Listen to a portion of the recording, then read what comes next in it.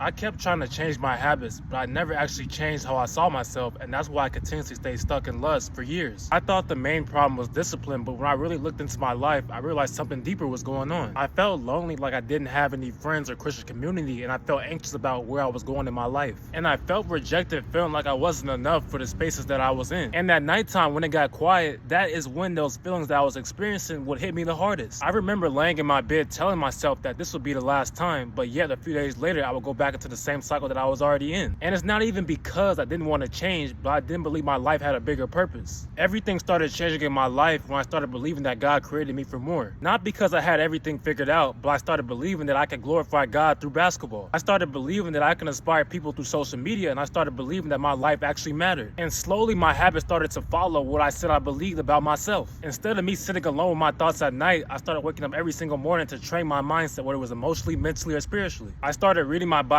every single day, and I started creating content and building something meaningful. By God's grace, I've been free from lust for nearly 8 months. And looking back, it didn't start when my habits changed, it started when my identity changed.